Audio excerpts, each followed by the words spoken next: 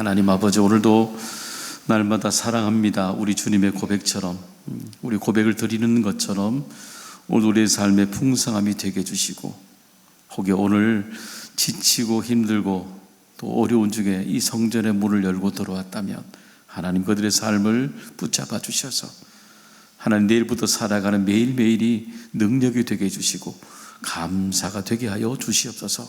예수님의 이름으로 기도드리옵나이다. 아멘. 네, 우리가 지난주 우리 사도신경 우리 첫 번째 함께 말씀을 나눴죠. 말씀을 나누면서 우리가 사도신경에 대한 우리가 정의를 함께 우리가 나눠보았습니다. 사도신경이라는 것은 사도들이 세 가지를 믿는 것을 사도신경이라고 했습니다. 무엇이라고 그랬나요? 성부 하나님, 성자 예수님, 성령님, 이 세 가지를 믿습니다 라고 고백하는 것이 사도신경이라고 그랬습니다. 그리고 내가 믿습니다라고 고백하는 주체 누구라 그랬어요? 나는 그러잖아요. 그래서 사도신경의 주체는 내가 되고 우리가 되고, 그 다음에 회중이 함께 모여서 교회가 함께 고백하기 때문에 개인의 고백이 되고, 그 다음에 공동체의 고백이 되는 것, 사도신경이 되는 거죠. 그리고 우리가 첫 소절에 보면서 우리가 내용 중에 본 것은 뭐냐면은 무에서 유를 창조하신 하나님이다 말씀을 나눴습니다. 그리고 하나님과 우리의 관계가 전능하신 하나님 아버지의 아들과 아버지와 자녀의 관계성에 대해서 지난주 우리가 함께 말씀을 나눴습니다. 오늘은 두 번째 단락이죠. 나는 그의 유일하신 아들 우리 주 예수 그리스도를 믿습니다. 이 대목을 함께 여러분과 나누려고 합니다. 한번 볼까요? 도표 한번 볼까요? 보시면 사도신경의 전체 분량을 보시게 되면은 예수 그리스도, 우리가 성자 예수님이라고 그러잖아요. 예수 그리스도에 관한 내용이 3분의 2입니다. 거의 한 5분의 한 3 정도 될까요? 굉장히 많아요. 굉장히. 그러니까 구약과 신약을 말하게 되면 신약의 내용이 많은 거죠.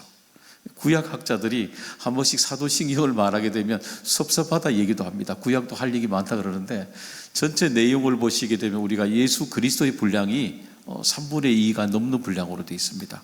그 이유가 뭐냐면 두 가지로 볼 수 있어요. 하나는 뭐냐면은 성경 전체가 예수님을, 신구약 전체가 예수 그리스도를 증거하고 있기 때문인 겁니다. 이거 한번 읽어보겠습니다.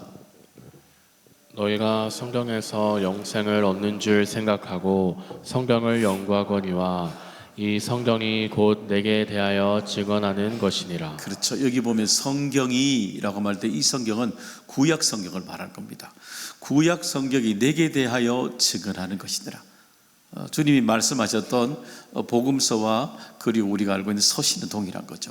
그래서 예수 그리스도에 관한 하나님에 대한 내용이 이렇게 사도신경 안에 많이 기록된 이유가 모든 것은 예수 그리스도 중심으로 성경이 예언하고 있기 때문에 그렇습니다. 그래서 구약을 읽을 때는 신약을 중심으로 예수 그리스도를 바라보게 되고 예표라 그러잖아요. 그리고 신약을 통해서는 또 예수 그리스도를 통해서 구약을 보게 된 거죠.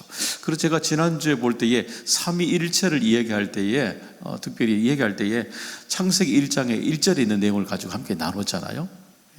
그리고 우리란 단어도 함께 나눠보았는데 그 내용들을 보게 되면 우리가 신구약 전체가 예수 그리스도 중심으로 보게 된다는 것, 우리 여러분 아마 많이 들어봤던 용어들이죠. 한자로 구속사라 그러잖아요. 우리 인간을 구원해 주는 관점에서 기록한 거 그러잖아요. 그게 바로 예수 그리스도 그 중심이 되는 거죠. 또 두 번째는 뭐냐면은 3분의 분량을 찾은 두 번째 이유는 뭐냐면 이것도 한번 읽어볼까요? 우리들을 위해 하신 사역이 구체적으로 드러내시고 있기 때문입니다. 그 밑에도요.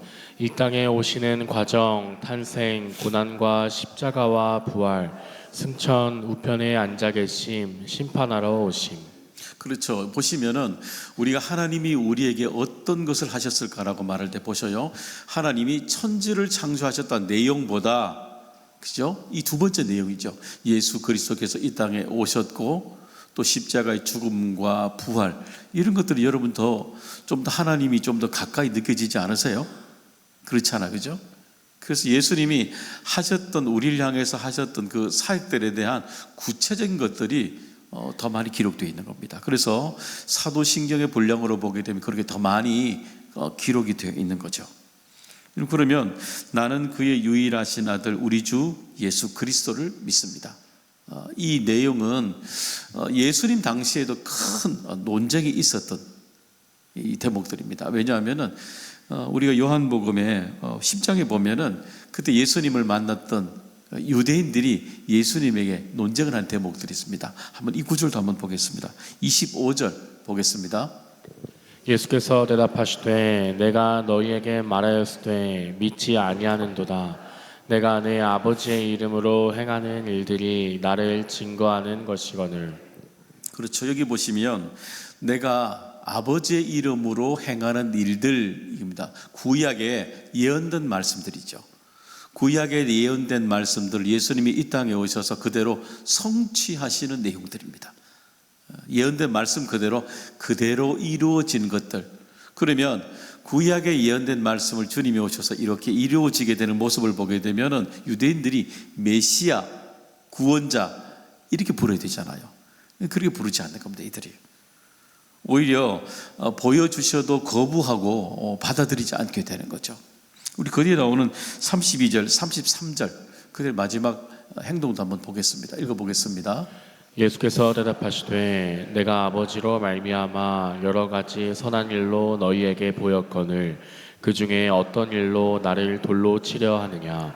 유대인들이 대답하되 선한 일로 말미암아 우리가 너를 돌로 치려는 것이 아니라 신성 모독으로 인함이니 내가 사람이 되어 자칭 하나님이라 하미로라며. 그렇죠. 구약에 예언된 그 메시아 하나님이라고 그렇게 증언이 되니까 이들이 강하게 하신 사역을 눈으로 보고도 도저히 받아들이지 않는 일들이 신성모독이라고 말한 논쟁이 있게 됐습니다. 사실은.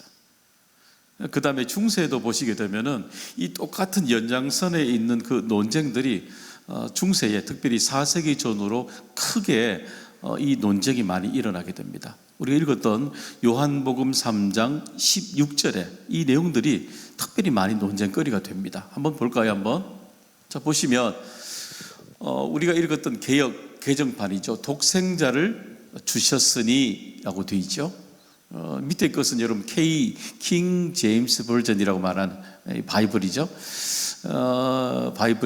이거 우리는 잘 많이 보지는 않는 성경인데 NIV라든가 NRSV라든가 다른 성경을 주로 많이 봐요. 이 성경들은. 근데 여기에 지금 유독 이 글의 내용이 그대로 남아 있는 영어를 찾으니까 킹 제임스 바이블이 이렇게 남아 있습니다. 여기 보면은 독생자, 이건 우리가 볼 때 한자거든요. 한자를 풀면은 여기 보죠. His only begotten son 이렇게 되잖아요. 그죠? 근데 여기 보면 우리 NIV는 이렇게 되지 않습니다. 기브라고 주셨으니 라고 이렇게 거절의 번역이 되어 있습니다. 근데 여기 보면 특별히 영어 begatten에 해당되는 이건 대목들인데 이건 출생, 나타난 뜻입니다. 그러니까 이 단어를 그대로 풀게 되면 어떤 이렇게 이야기가 되냐면은 하나님이 예수 그리스도를 창조하는 것이 됩니다. 피조물이 되는 거죠. 실제로 제가 지난주 말씀드렸듯이 하나님이고 천지 창조 때부터 함께 계신 분이었는데 이들 이 말씀을 이 땅에 하나님이 보내셨기 때문에 해석의 문자적으로 그렇게 되는 겁니다. 그러니까 하나님이 동시에 예수 그리스도 하나님의 첫 번째 피조물이 되니까 큰 문제가 되는 거죠. 그 중세에 아리우스파라입니다. 아리우스파라든지 그 뒤에 여러분이 알고 있는 여호와의 증인이라든지 몰몬교가 예수 그리스도를 하나님이 아니라 이렇게 해석을 합니다. 큰 문제가 되는 거죠. 근데 우리가 읽지 않았지만 이 중세에 했던 이들의 논쟁의 얘기는 여러분 요한복음에 나오면 똑같이 나옵니다. 다. 그러니까 우리들이 지금 여러분이 논쟁하고 있는 중세에 논쟁했던 모든 얘기들은 다 예수님이 바리새인과 대화했던 그 내용 안에 되게 요한복음 안에 이 논쟁의 얘기들이 다 되고 있는 거죠. 여러분, 그래서 오늘도 우리가 지금도 우리 속에 이 질문을 하고 있는 수많은 이단들이 나오고 있거든요. 그렇기 때문에 오늘도 우리가 사도신경을 다시 배워야 되는 이유가 바로 여기 있는 것입니다. 여러분, 그러면 유일하신 아들 독생자 그리스도 예수 그리스도. 이 의미는 우리에게 어떤 의미가 될까요? 제가 두 가지로 줄여봤어요. 먼저 이 뜻이 그대로죠. 메시아 구원자의 이름의 의미를 그대로 가지고 있습니다. 여러분, 이 고백은 3년 동안 예수님을 따라다녔던 제자들이 마지막 고백했던 결론이 바로 이 대목들입니다. 예수 그리스도는 구원자라는 겁니다. 메시아라는 겁니다. 하나님이라는 겁니다. 이 결론이 된 거죠. 여러분, 우리 성경에 보게 되면 저는 참 우리들에게 참 친근한 제자 한 사람을 만날 수가 있습니다. 누구냐면 도마입니다. 예수님의 제자지만 3년 내내 예수님이 행하신 일을 끊임없이 보고 마지막까지 갈 때까지 끊임없이 질문하잖아요. 그러면 그가 끊임없이 질문하고 의심하기 시작합니다. 그러면 도마가 여러분 믿음이 없는 사람일까요? 아닙니다. 믿음이 있습니다. 믿음이 있는데 끊임없이 질문하고 의심합니다. 그럼 그런 점에서는 성경에 도마 같은 사람이 있다는 것이 우리에게 얼마나 참 감사가 됩니까? 질문하는 거죠. 내가 믿음이 있지만 더 믿기 위해서 의심하고 질문하는 겁니다. 끝까지 질문하는 겁니다. 근데 이 도마가 특이한 것은 뭐냐면은 마지막까지 그가 의심을 했던 그 제목들이죠. 내가 의심했던 살아계신 예수 그리스도에게 그가 직접 마지막까지 이 부활하신 예수 그리스도를 보지 않고는 믿지 않겠다고 말하잖아요. 그래서 그가 마지막에 예수 그리스도를 보고 난 뒤에 그가 마지막으로 고백하게 됩니다. 우리가 알 수 있는 것은 뭐냐면은 여러분, 믿음 중에 우리에게 의심이 들어올 수가 있다는 겁니다. 그런데 믿음 중에 의심이 찾아왔을 때에 그것을 여러분 믿음으로 끝까지 붙들지 않으면은 거기에서 대마가 되는 겁니다. 세상으로 들어가는 겁니다.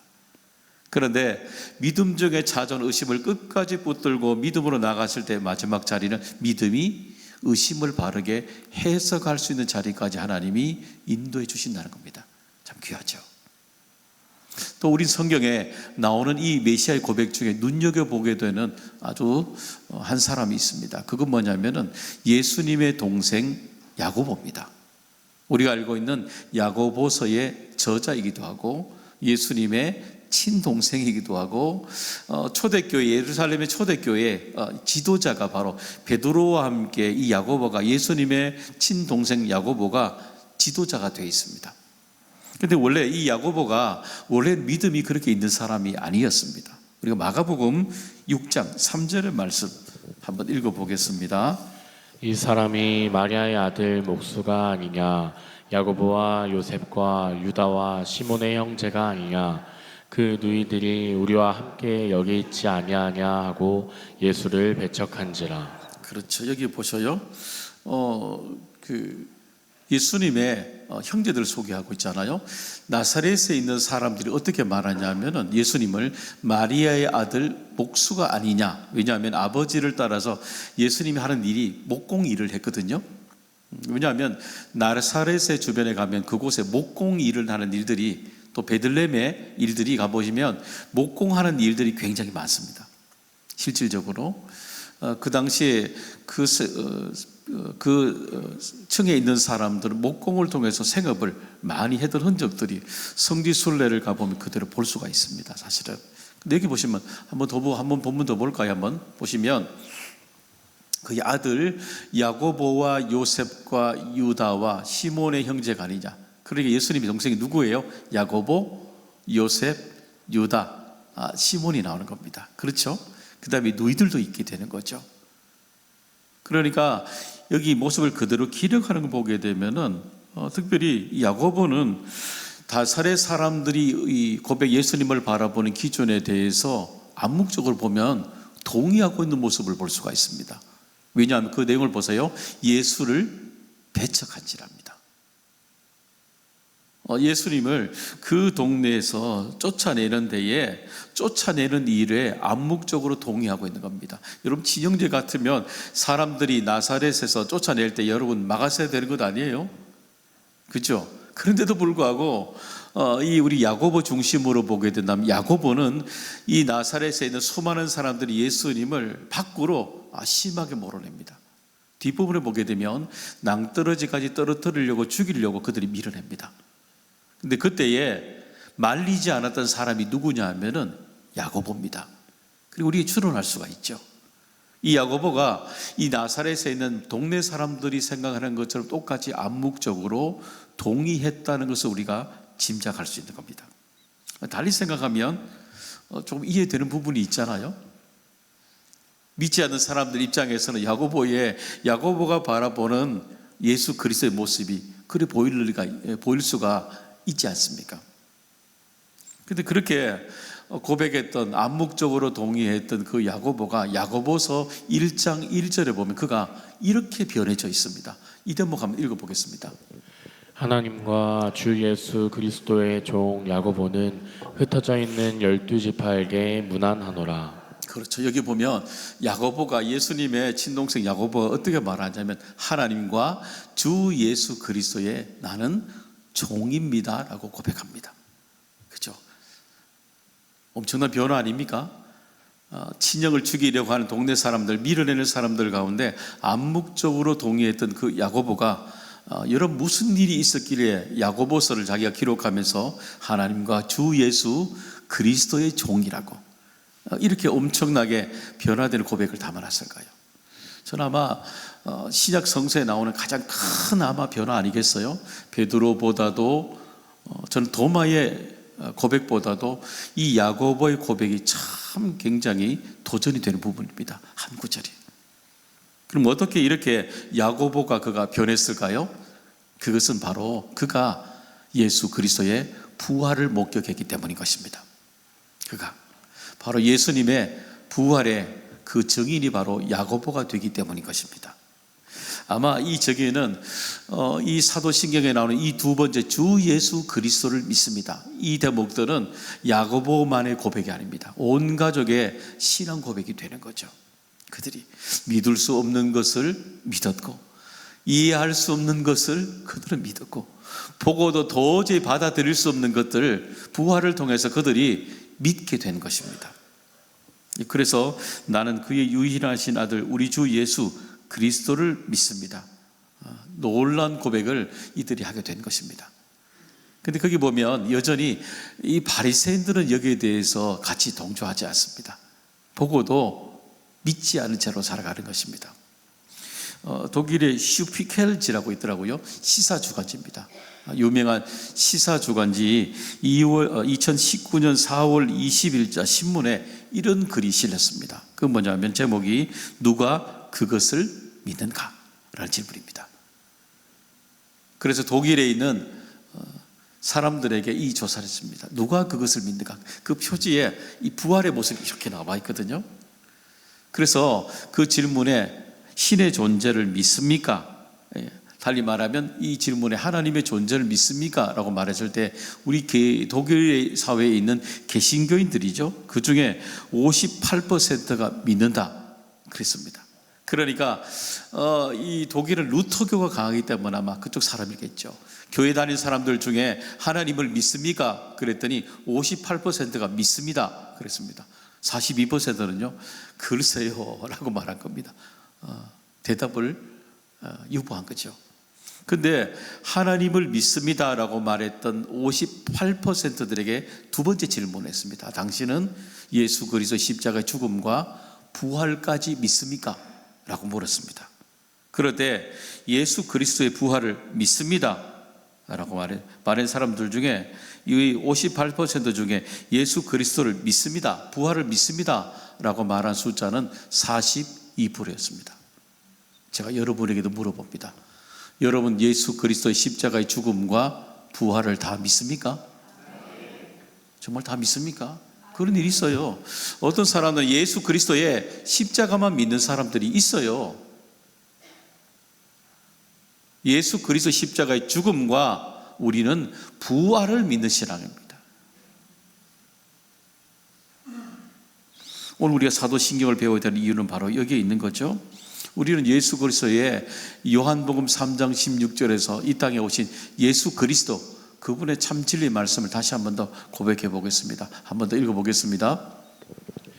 하나님이 세상을 이처럼 사랑하사 독생자를 주셨으니 이는 그를 믿는 자마다 멸망하지 않고 영생을 얻게 하려 하심이라. 그렇죠. 이 본문 다시 한번 보세요. 기가 막혀요.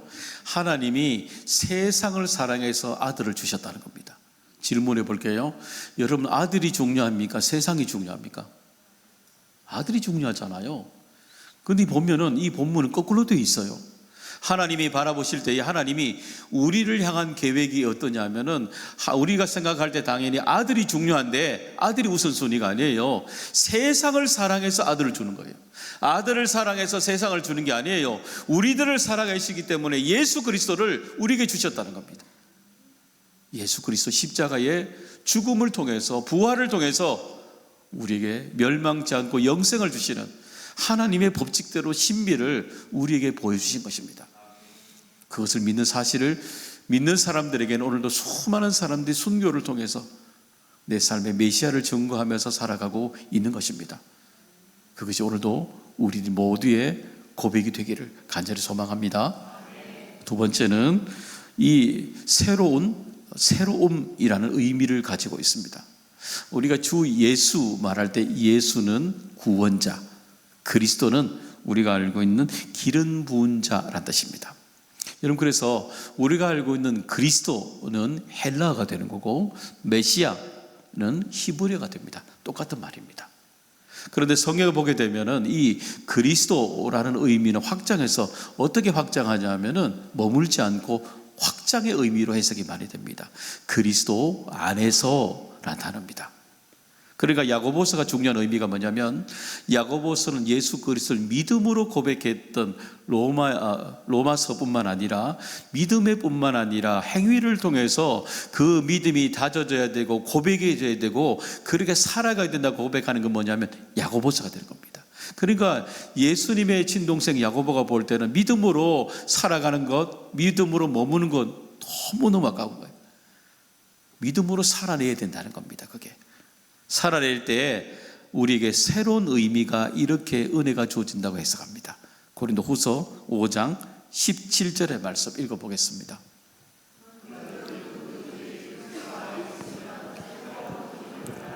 이전 것은 지나갔으니 보라 새 것이 되었도다. 그렇죠. 우리가 그리스도 안에 있으면, 그죠? 안에 있다는 말은 뭐냐면, 이 안에 있다라는 뭐냐면 연합한다랍니다. 있다는 말이. 우리가 그리스도와 연합하게 되면 우리에게 새로운 것, 새로운 일들이 우리 속에 믿음 후에 일어나게 된다라고 우리에게 말씀해 주시고 있습니다. 그런 일들이 여러분에게도 머물기를 원하고 지금도 일어나기를 소망합니다. 우리가 알고 있는 해밍웨이의 유명한 소설이죠. 노인과 바다라는 그 책이 있습니다. 거기 보면 1953년에 풀리처상을 받게 되고, 그 다음에 우리가 알고 있는 그 다음이죠. 1954년에 노벨 문학상을 받게 됩니다. 유명한 책이죠. 거기 보면 노인의 이름은 산티아고입니다. 산티아고 노인이 줄거리를 보게 되면 그리 복잡진 않아요. 이 산티아고 노인이 이 배를 타고 84일 동안 먼 바다로 나갑니다. 매일마다 고기를 잡으러 나갑니다. 근데 매일마다 고기를 잡으러 나가는데 고기를 한 번도 못 잡습니다. 그래서 마을 사람들이 그 84일 동안 늘 고기를 잡으러 먼 바다로 나가는 노인을 조롱하죠. 잡아오지도 못하는데 늘 반복하니까요. 근데 그가 마지막 한 번 더 85일째 되는 날 그는 바다로 나갑니다. 여김없이.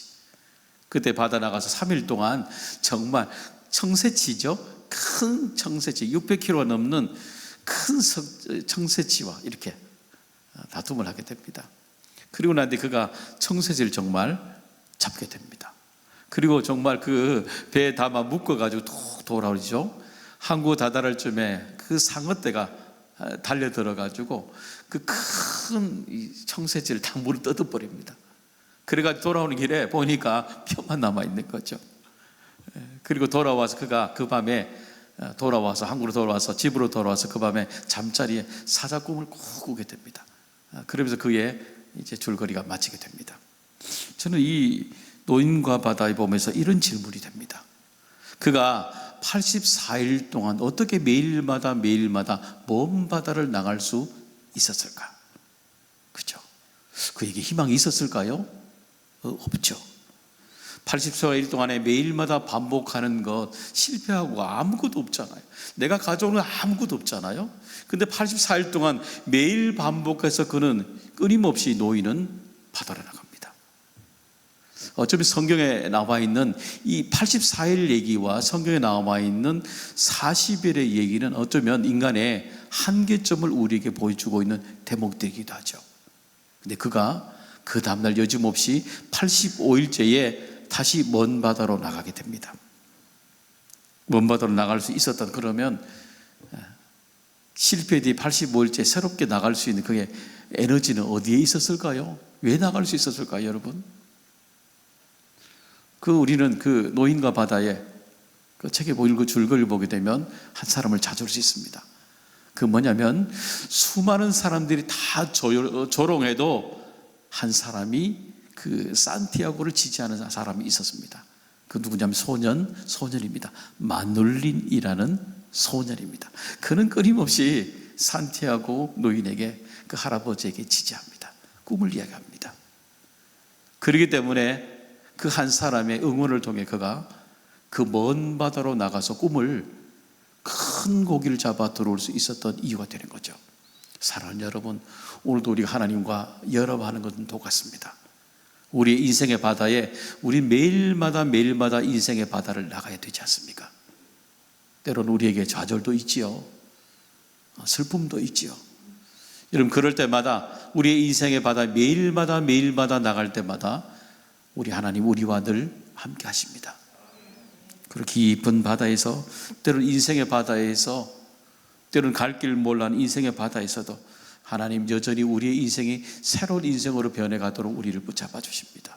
그래서 우리가 예수 그리스도를 만났을 때 우리 안에 가지고 있는 가치관들, 지식들, 또 우리의 수많은 고민들, 이 모든 것들이 예수 그리스도 안에 연합할 때에 먼 바다로 나갈 수 있는 새로운 해석이 우리 안에 주어지게 되는 것입니다.